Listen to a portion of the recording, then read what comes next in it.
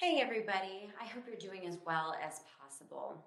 So, there's a lot of conversation going on in this country, and there's a lot of change coming, change for the better. But as we all know, change is hard and it takes a lot of work and it takes a lot of faith. And my faith is very important to me. So, that's why I wanted to have a conversation with Dr. Anita Phillips. She is a faith leader, she is a psychologist, and she hosts a podcast called In the Light. I find her just so illuminating. She's brilliant, she's empathetic, and most of all, she's inspiring. So here's my conversation with Dr. Anita Phillips. Hi, Dr. Anita. Hello, how are you, Reese? How are you doing today? I'm good. It's great that you've agreed to be here with me, and thank you so much for taking this time out of your day. There's so much going on in the world. There is a lot going on, and we need to push from holding on for the ride to having conversations about what we're actually going through so that we can get the most out of it, bring the most good out of hard situations, and move forward in a way that will make us all stronger in the future. Maybe you can tell everybody a little bit about who you are and what you do. So I'm a therapist, a trauma therapist specifically, which means that I help people who have been traumatized to recover from trauma. Trauma has become really important to me because over the years of working with clients, it became so clear that very often what people are struggling with is actually rooted in something that they've been through, maybe even a long time ago. And that if we can address the trauma from the past, it's like pulling everything else up from the root.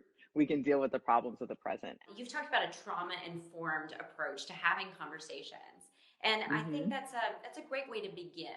I do believe that that's the best way for us to approach each other right now, particularly for us to approach the Black community, because we have experienced trauma over and over again. So sometimes when people hear me say that, they get all frustrated, like, are you just talking about slavery? I'm not just talking about slavery. They have continued through every generation.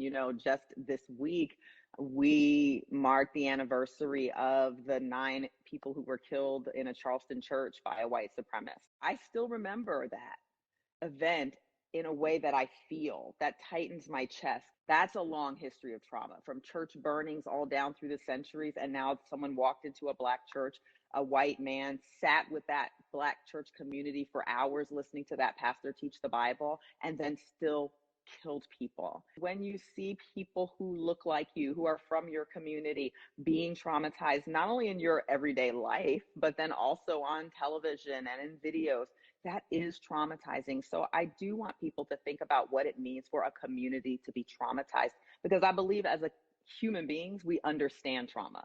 I have a lot of white friends say to me, I don't know how to show up and even have begin the conversation. One of the things that very often I hear white Americans talk about is not understanding this concept of privilege, and that it leaves them saying or doing something and they're just like, what? I don't understand. The frustration often comes from the fact that there's a blind spot. I was exposed to an area of privilege in my life. There was a young woman in my life who I had mentored for years, who is heavy. She's obese, and she had lost a substantial amount of weight. And we were all like, good for you. And we're encouraging her. And one of the milestones that she told me she was excited about was that she was going to an amusement park and that she'd be able to ride a roller coaster. I never considered that she had grown up with this limiting experience, that going to amusement park with friends, that she had to always be the kid who held everybody else's stuff. And so she talked about flying as being a trauma, because airline seats are not made for people who are heavier. It just absolutely blew my mind, but I never thought about it because I didn't have to. What I have is a blind spot because Yeah. I've never had to endure that kind of humiliation. I love what this quote that your husband put on his Instagram. Hurt must be heard before it can be healed. I love that. Indeed. So many times when we realize that someone else is suffering in a way that we're not, we want to cut ourselves off from their suffering by not hearing them out and then making a judgment on what we think we would do if it was us. I don't know what I would do. It wasn't me.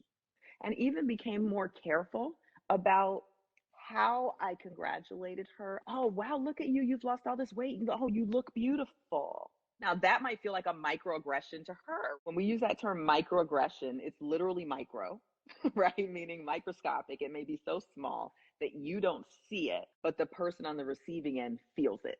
I was reading an article with an artist that I really admired. She was Mm-hmm. a Black portrait artist, and she had done this gorgeous, amazing piece of work that I was so in admiration of. And I scrolled down to read her commentary about her work. She said, I loved pop culture and I love movies, but I grew up thinking Reese Witherspoon was the only way to be in a romantic comedy or in a funny movie. That for me was like a gut punch that I had. First of all, it was a reckoning for me that I had a great amount of responsibility to change the business I was in, to diversify the people who tell stories. If that woman hadn't said that, her voice and her lived experience as a Black woman, I would have never known how much effect I had on people in a good, positive way, which motivated me to do more and do better.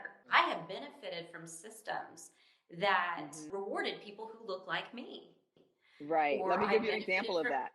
yes, I have a great please. example of that. So, going to a race space, I mentioned my daughter today, who's 18. When she was born, as a girl, I was very aware of how the world responds to women based on how they look. And so I went to great lengths to surround her with beauty that looked like she did. I went out of my way to find a Black woman pediatric dentist. And let me tell you, that took some work.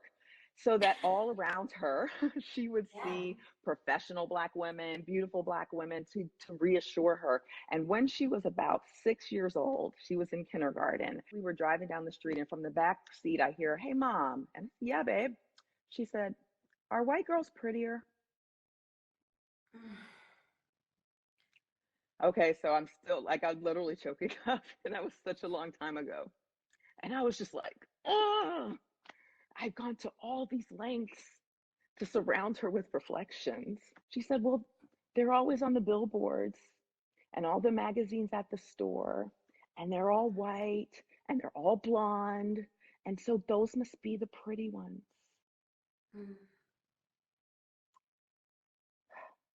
They didn't look like her, they looked like you. Yeah. They look like you. And Yeah. you might not be you if you didn't look like you. So while moms everywhere are trying to teach their daughters to be beautiful, this is a layer that for the first time in my moments as her mother, the world's influence is stronger than me. So when you hear us talking about Black girl magic, we are shoring up our daughter's confidence, our son's confidence in a world that doesn't reflect them. And I might not tell you about that personal moment at work when I say at the boardroom table, we need to diversify the images here.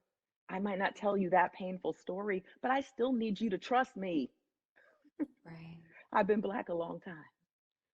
And I so, believe you. I know you know. And I know that you yeah, have heard so many people's stories. And I also know that you have yeah. this gift of educating and you know the steps forward. One thing I was thinking about this morning was my girlfriend has a tree in the front of her yard, and people Mm-hmm. walk by and hang their wishes for the world on it. I wonder what your wish is. I wish that people would decide to endure the tension between what I thought and what I found out. Mm. That's a tense space. And when our minds start to be challenged or stretched, it's uncomfortable. And we will try and find a reason to confirm what we used to think. In those moments when it feels like, this is just too much, that people would be willing to endure the tension between here and there. Most things are not complicated, just Yeah. hard.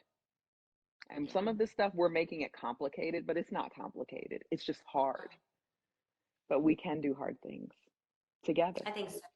And it's a Mhm. marathon. You told me that on one of our Yes. Facebook calls.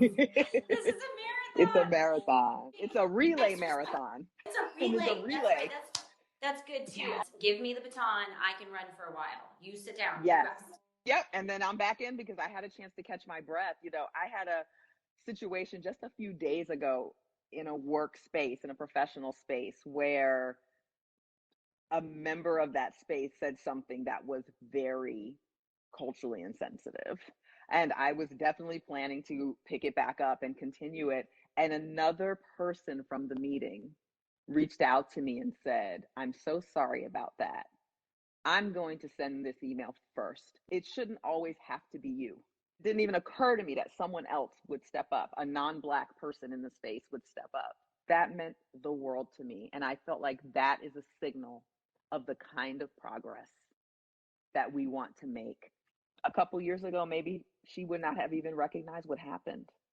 First of all, great for your friend, but also it's the right thing to do. If you want us to live in community, Dr. King's last question in the last book he wrote, where do we go from here? Chaos or community? Things are feeling really chaotic right now. If we want community to be strengthened in every way, we are going to have to listen to each other. We're going to have to recognize where we have a group of people, Black Americans have been wounded. It's not a debate. I'm not going to debate with a woman who's just been sexually assaulted. I'm not going to walk into a room full of women who come together as a support group who've all are sex assault survivors, and I am a rape survivor myself. So we listen to people who have had an experience with that's different than ours from humility, with some humility, excuse me. And that's so important in order to take responsibility. Then the next question is, what can I do to increase your safety? And when people haven't felt safe for a long time, it might take a second. All of this time that you have maybe not known that you were saying the wrong thing, the Black woman listening knew. Sometimes when we finally say something, it's going to come out a little bit like, okay, because it may be a blow up where I have swallowed this, and you may catch us on the day that it comes out a little rough. But I think if people begin to find other things in their life, like we talked about today with the attractiveness or the weight, that you do actually know how to do this. Look, we can all do hard things. We're moms. Everybody's walking through the world with a different set of experiences, but everybody knows what pain is. I think this conversation is really great because I think it's going to encourage more people to step up. I want to thank you for your time today. The fact that you're willing to help use your gifts to help people right now is such a blessing. Thank you for having me. I appreciate what you're doing. You're investing your influence. Thank you so much for joining me in this conversation. I learned so much. This is an important time that we all need to talk more.